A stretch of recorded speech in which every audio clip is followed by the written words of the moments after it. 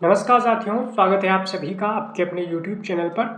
दोस्तों, हम लोग दृष्टि आईएएस की क्विक बुक कर रहे थे ज्योग्राफी की, और हमने उसमें वायुमंडल की संरचना और संगठन वाला चैप्टर जो है वो पूरा कर लिया था।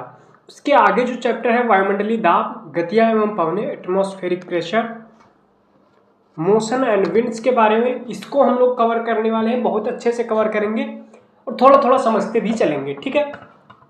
तो आपको मैं बता दूं कि मैंने जो पिछले वीडियो डाले हैं उनको आप देख लीजिएगा। उनकी लिंक आपको डिस्क्रिप्शन बॉक्स में मिल जाएगी, जरूर देख लीजिएगा उनको, नहीं तो यहाँ पे आपको कुछ ना कुछ प्रॉब्लम आएगी समझने में।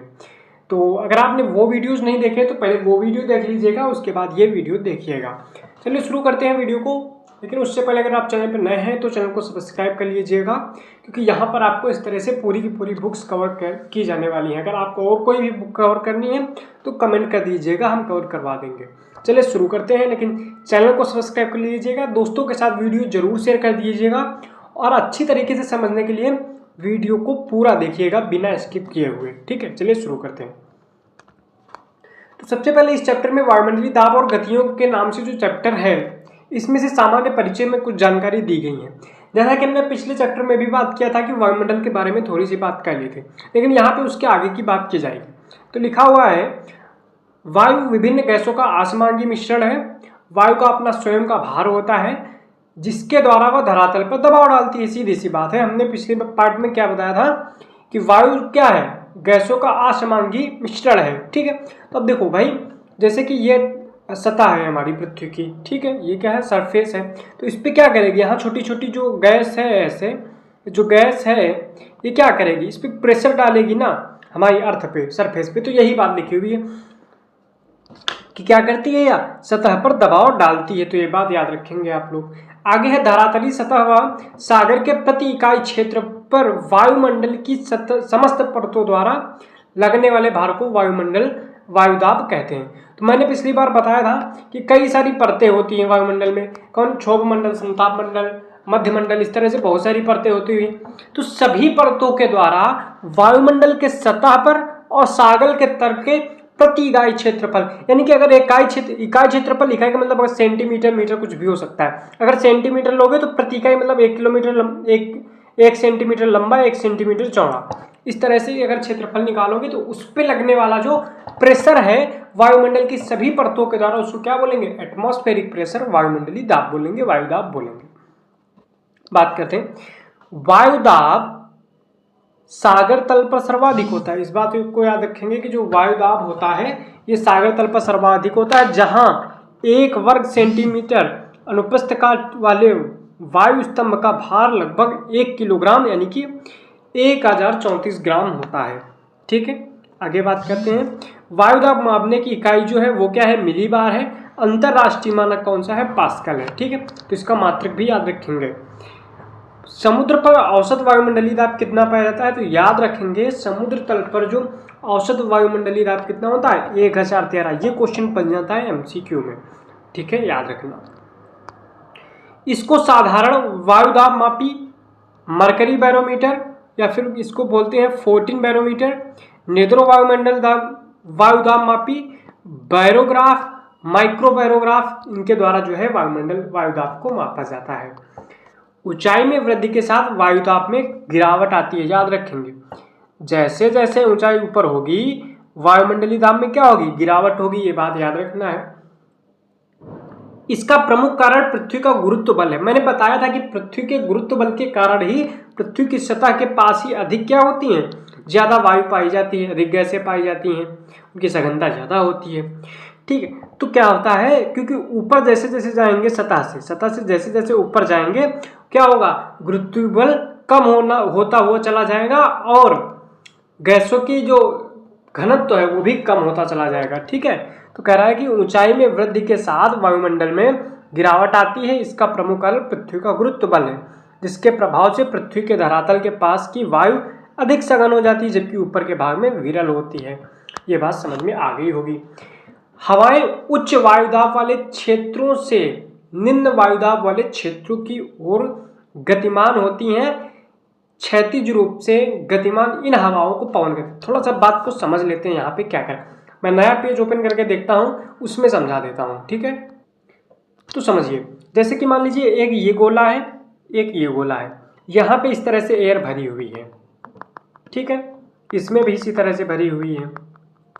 जहाँ पे ज़्यादा हवा उसको बोलेंगे हाई प्रेशर, जहाँ पे कम हवा उसको बोलेंगे लो प्रेशर, ठीक है। ये भी लगभग हाई प्रेशर ही है, ये भी क्या है, हाई प्रेशर ही है। जितनी ज़्यादा गैस होगी उतनी ज़्यादा प्रेशर। अब मान लो यहाँ पे एक गोला है और यहाँ पे एक गोला है, और इसमें कोई भी गैस नहीं है या फिर एक आधी है। ये लो प्रेशर है और ये क्या है, हाई प्रेशर है। तो गैस क्या होगी, हाई प्रेशर से लो प्रेशर की ओर चलेगी, बात याद रखना है, क्योंकि जहाँ पे गैस कम है उसी के पास जाएगी, ठीक है। यहाँ पे ऑलरेडी बहुत ज़्यादा गैस है। अब समझिए, जैसे ट्रक जाता है तो क्या होता है, उससे गैस हट जाती है, हवा हट जाती है, तो उसके पीछे देखोगे तो बहुत तेज़ी से हवा चलती है। क्यों? क्योंकि वहाँ पे हवा नहीं रहती, खाली हो जाती। तो इसी तरह से जहाँ पे लो प्रेशर हवा का होगा वहाँ पे गैस जल्दी से जाएगी दौड़ के, हाई प्रेशर से लो प्रेशर। तो याद रखेंगे, हवा कहाँ से जाएगी, हाई प्रेशर से लो प्रेशर। और ये सतह के क्षैतिज के समानांतर जो हवाएं चलती हैं, इन्हीं को क्या बोलते हैं, पवन बोलते हैं। ये बात भी यहाँ पे लिखी हुई है, ठीक है। तो पवन की बात आपने समझ ली।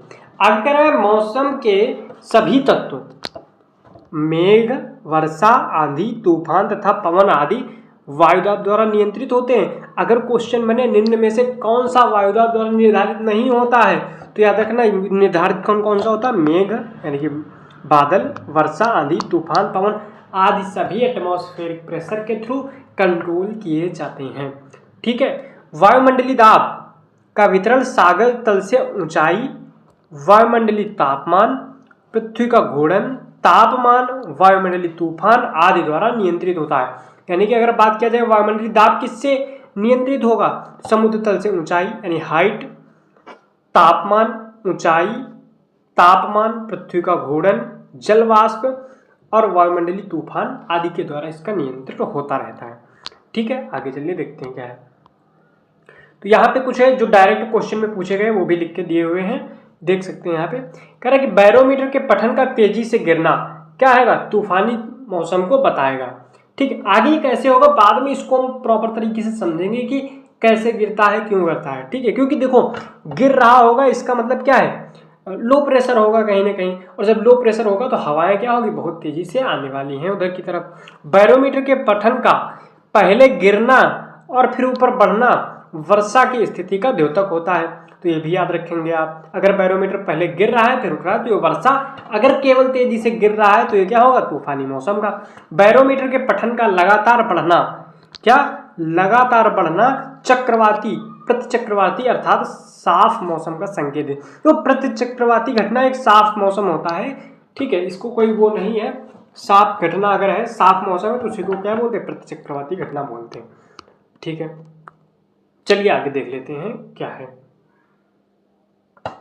आगे यहाँ पे समदाब रेखाओं के बारे में बात की गई है। यहाँ पे आप हेडिंग डाल लीजिएगा अगर आप नोट्स बना रहे हैं, समदाब रेखाएं, ठीक है। देखिए, धरातलीय सतह पर वायुदाब के क्षैतिज वितरण का अध्ययन समदाब रेखाओं के माध्यम से होता है। थोड़ा सा यहाँ पे मैं आपको बता देता हूँ समदाब रेखाएं होती क्या है। जैसे देखो, मान लो कि ये कोई सरफेस है, ये क्या है कोई, मान लो ये कोई क्या है, सरफेस है। यहाँ पे कोई एक प्रेशर है, यहाँ पे प्रेशर ए है, यहाँ पे ए है, यहाँ पे बी है, यहाँ पे ए है, यहाँ पे सी है, यहाँ पे बी है, यहाँ पे ए। तो ये जो ए वाली लाइन होगी पूरी, इसको क्या बोलेंगे, समदाब रेखा बोलेंगे, ठीक है। यानी कि समान दाब वाले को अगर रेखाओं को मिला दिया जाए तो उसको क्या बोलेंगे, समदाब रेखा बोलेंगे, ठीक है। आगे तो याद रखना, धरातलीय सतह पर वायुदाब के क्षैतिज वितरण का अध्ययन किसके द्वारा किया जाता है, समदाब रेखाओं के माध्यम से किया जाता है। आगे कह रहा है समदाब रेखाओं की परस्पर दूरियां वायुदाब में अंतर की दिशा और उसकी दर को दर्शाती हैं, जिसे दाब प्रवणता बोलते हैं। दाब प्रवणता क्या है, अगर पूछे कि दाब प्रवणता क्या है बताओ तो क्या कहोगे, ठीक है। समदाब रेखाओं की परस्पर दूरियां क्या करती हैं, वायुदाब में अंतर की दिशा और दर, यही क्या होती है, वायुदाब में अंतर और दिशा की दर जो होती है, यानी कि वायुदाब की में अंतर की दिशा जो है और उसकी दर क्या है, उसी को क्या बोलेंगे, वायुदाब प्रवणता बोलेंगे। ठीक है, ये लिखा हुआ है।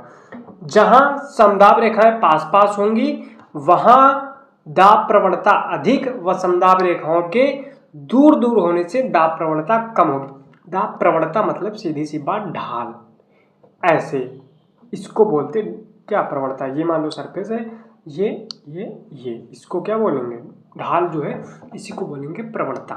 ठीक है, यानी कि वायुदाब में जो अंतर है उसी को हम लोग क्या बोलते हैं, दाब प्रवणता बोलते हैं। समदाब रेखाएं अगर पास पास हैं तो उसको क्या बोलेंगे, अधिक दाब प्रवणता है। अगर समदाब रेखाएं दूर दूर हैं तो कम दाब प्रवणता है। ये बात याद रखेंगे। बाकी अगर आपको प्रॉपर तरीके से इस कॉन्सेप्ट को समझने में प्रॉब्लम है तो आप कमेंट कीजिएगा, हम अलग से बना देंगे। आगे दिया हुआ है, इस अंतर के कारण जो बल उत्पन्न होता है वह हवा में क्षैतिज गति उत्पन्न करता है। यानी कौन सा बल, यही जो था दाब प्रवणता। ठीक है, तो ये क्या करता है, हवा में क्षैतिज गति उत्पन्न करता है, जिससे क्या कहते हैं, वायुदाब प्रवणता बल कहते हैं। इसकी इकाई मिलीबार होती है। अगर पूछा जाएगा वायुदाब प्रवणता की बल की इकाई क्या है तो मिलीबार होती है। इसे बैरोमीट्रिक ढाल भी कहते हैं। वायुदाब प्रवणता जितनी अधिक होगी पवनों की गति भी उतनी अधिक होगी। तो याद रखेंगे, वायुदाब प्रवणता जितनी अधिक पवनों की गति उतनी अधिक होगी। चलिए आगे देखते हैं। सामान्य नियमानुसार वायु की दिशा समदाब रेखाओं के समकोण पर होनी चाहिए। यानी कि अगर समदाब रेखाएं ऐसे ऐसे हैं तो इनकी दिशा कैसे होनी चाहिए, ऐसे होनी चाहिए, क्योंकि वायुदाब प्रवणता की दिशा समदाब रेखाओं की लंबवत दिशा में होती है। क्यों भाई, अगर समदाब रेखाएं ऐसे ऐसे हैं और हाई प्रेशर यहाँ पे है, लो प्रेशर यहाँ पे है, तो ये ऐसे ऐसे चलनी चाहिए ये हवा। लेकिन परंतु वास्तविक स्थिति में अपेक्षित सिद्धांत दिशा से विचलित होता है। लेकिन ये क्या होती है, ऐसे नहीं चलती, थोड़ा सा मुड़ जाती।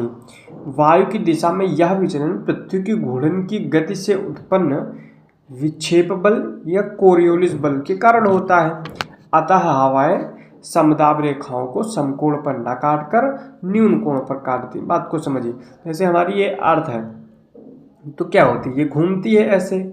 तो जब ऐसे घूमती है तो क्या होता है, इसके साथ जो हवाएं हैं वो भी घूमती हैं, तो उसके कारण क्या होता है, हवाओं में विक्षेप हो जाता है, यानी कि वो विक्षेपित हो जाती हैं। ठीक है, इसी बल को, ये जिस बल के कारण हुई उसको क्या बोलेंगे, कोरियोलिस बल बोलेंगे।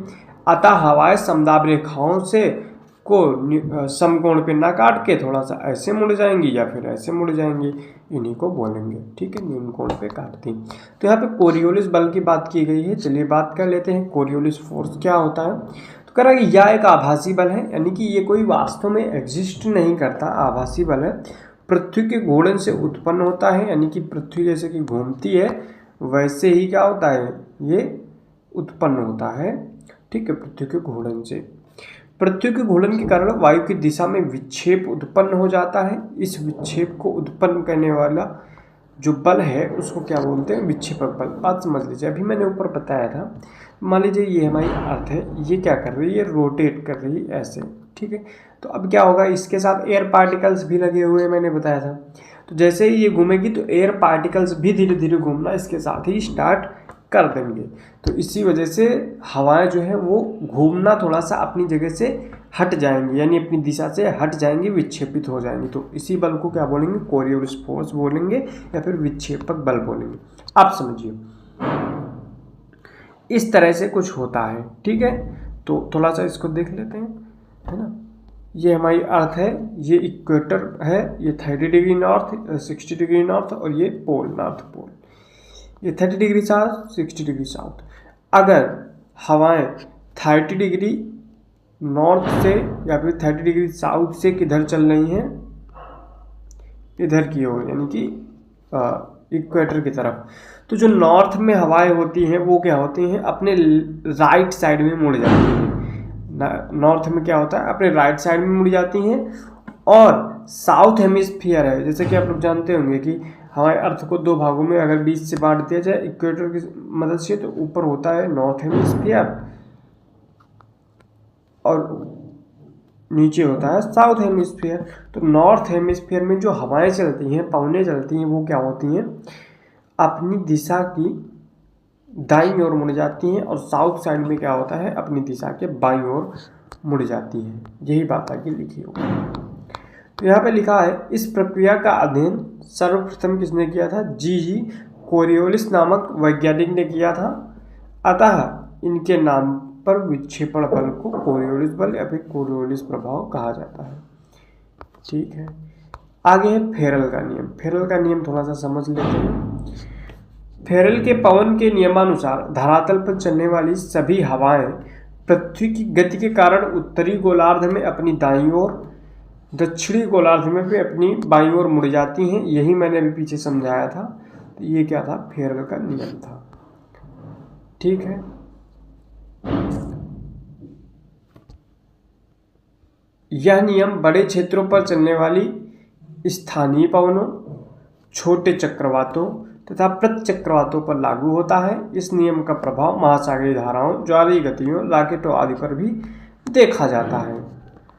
ठीक है, बायज का नियम जो है, बायज बैलेट का नियम, इसका जस्ट उल्टा है। यदि उत्तरी गोलार्ध में मुंह करके खड़ा हो जाए, यानी कि जिस तरफ हवा प्रवाहित हो रही है उसकी तरफ मुंह करके खड़ा हुआ जाए, यदि उस दिशा में मुंह करके खड़ा हुआ जाए तो न्यून दाब उत्तरी गोलार्ध, मान लो कि उत्तरी गोलार्ध ये मैंने बना दिया उत्तरी गोलार्ध। ठीक है, यहाँ से ऐसे क्या है, एक हवा चल रही है ऐसे, ठीक लगभग ऐसे ही चल रही है। तो अगर तुम क्या करोगे, इधर की ओर ही मुंह करके खड़े हो जाओगे तो उत्तरी गोलार्ध में न्यून दाब यानी कि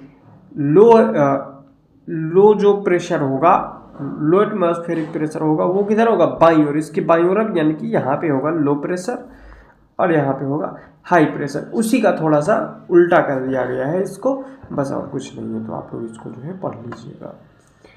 ठीक है, आगे देखते हैं। तो विभिन्न बलों द्वारा उत्पन्न पवन संचरण, आज हम लोग दाब तक जो होते हैं उन तक पढ़ लेंगे, उसके आगे का बाद में कवर कर लेंगे। कराए विभिन्न बलों द्वारा उत्पन्न पवन संचरण। ठीक है, बलों के द्वारा जो पवन का संचरण हो रहा है उनको समझते हैं। पृथ्वी की सतह एवं सतह के ऊपर पवनों के संचरण की दिशा व वेग का निर्धारण दाब प्रवणता बल, पृथ्वी की घूर्णन गति तथा घर्षण बल आदि द्वारा होता है। क्या कहना है? कह रहा है पृथ्वी तथा पृथ्वी की सतह के ऊपर पवनों का संचरण की दिशा व वेग, इनका निर्धारण किसके द्वारा होगा? दाब प्रवणता बल, पृथ्वी की घूर्णन गति तथा घर्षण बल के द्वारा होगा। चलिए देखते हैं। इन सभी की आपसी अंतरक्रिया के फलस्वरूप महत्वपूर्ण पवन संचरण प्रतिरूप का आविर्भाव होता है, जो निम्नवत है: भूविक्षेपी पवन और प्रवणता पवन। तो भूविक्षेपी पवन और प्रवणता पवन के बारे में समझ लेते हैं। सबसे पहले भूविक्षेपी पवन, इसको हम लोग जियोस्ट्रोपिक विंड भी बोलेंगे। दाब प्रवणता बल उच्च वायुदाब से निम्न वायुदाब की ओर कार्य करता है, यानी हाई स्फीयर से हाई प्रेशर से लो प्रेशर की ओर काम करता है।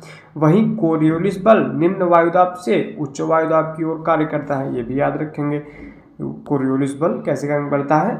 लो प्रेशर से हाई प्रेशर की तरफ। ठीक है, जब ये दोनों बल संतुलित हो जाते हैं तो इससे जनित पवन समदाब रेखाओं के समानांतर प्रवाहित होती है, जिन्हें क्या बोलते हैं? भूविक्षेपी पवन बोलते हैं।